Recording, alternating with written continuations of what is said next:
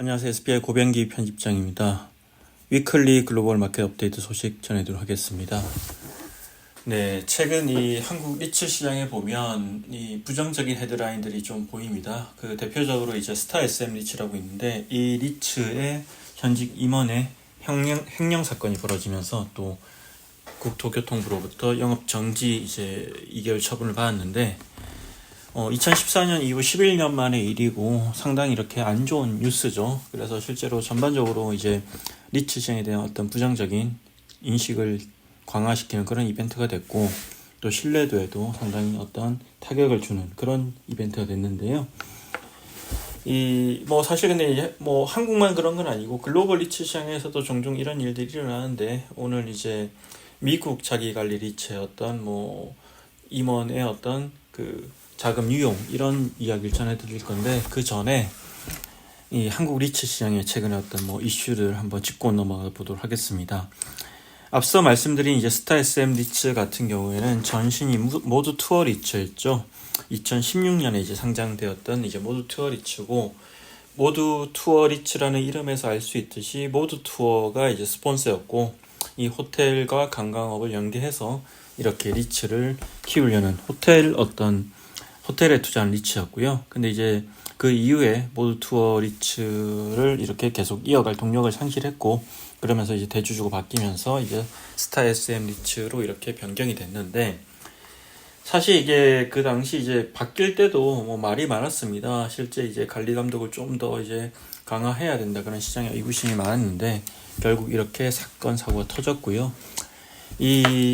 참고로 이제 스타 SM 리츠는 자기관리 리츠고요. 이 자기관리 리츠가 한국 리츠 시장에도 몇 개 있죠. 3개 정도 지금 상장되어 있는데 사실 이제 우리가 2018년 이후에 어떤 상장된 리츠들을 위주로 많이 소개를 해드리고 있습니다. SPI는 이제 그때가 본격적으로 상장 리츠 시장이 개화되었다 이렇게 이제 보고 있기 때문인데 근데 실제 이제 한국 유가증권 시장에 상장된 리츠는 지금 24개죠. 24개고 그 중에 3개가 이제 자기관리 리츠고요. 2018년 이전에 상장된 리츠들이죠. K탑 리츠, 스타 SM 리츠, A 리츠가 대표적이고 이 K탑 리츠를 제외하고 이 2개 리츠, 스타 SM 리츠와 A 리츠는 이제 거래 정지가 되어 있고 결국 이제 상장 폐지가 될 것이라고 보고 있고요.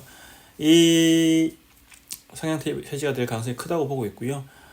사실 이제 자기관리 리츠가 2018년 이전에는 주로 자기관리 리츠가 상장을 많이 했었어요. 근데 이제 과거에 이제 자기관리 리츠들이 상장 이후에 많은 이제 안 좋은 이벤트들이 많았죠. 대표적으로 2011년에 다산 리츠가 대표이사의 횡령 및 배임으로 상장 후 1년도 안 돼서 상장 폐지가 되고 또 골든나레 리츠 같은 경우는 주가 조작으로 상폐된 그런 사례가 있습니다. 그렇기 때문에 이제 아무래도 그 이후에 한국거래소나 어떤 국토교통부도 리츠의 상장 자체에 대해서 좀 부정적으로 봤었고 그리고 자기관리 리츠 같이 이렇게 뭔가 횡령 배임 사건 사고가 일어나기 쉬운 그런 리츠 말고 위탁관리 리츠로 이렇게 리츠 위주로 육성하려는 그런 생각들이 있었고 실제로 2018년 이후로는 위탁관리 리츠 위주로 이렇게 시장이 성장을 했죠. 물론 이제 궁극적으로 이제 리츠 업계와 전문가들 사이에서는 이 리츠가 성장하기 위해서는 결국 자기관리 리츠로 가야 된다 이런 얘기들도 많이 나오고 있지만 아직은 또 시기상조라는 그런 의견도 많은 상황이고요. 실제로 이제 리츠 시장이 많이 발달한 미국 같은 경우에도 최근 자기관리 리츠가 사고를 쳤습니다.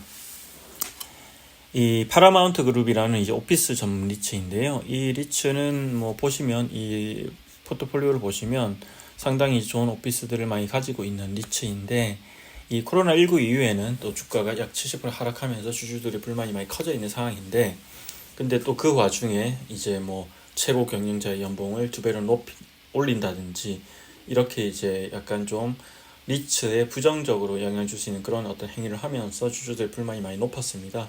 참고로 이제 자기관리 리츠는 이제 그 리츠 안에 이제 경영진들 회사의 직원들이 있기 때문에 당연히 이제 이런 최고 경영자의 어떤 임금이 높아지면 리츠의 어떤 실적에 부정적인 영향을 주게 되고요. 그래서 실제로 이제 코로나19 시절에 미국의 자기관리 리츠의 비용을 아끼기 위해서 고위 임원들을 많이 이렇게 해고하기도 했었습니다.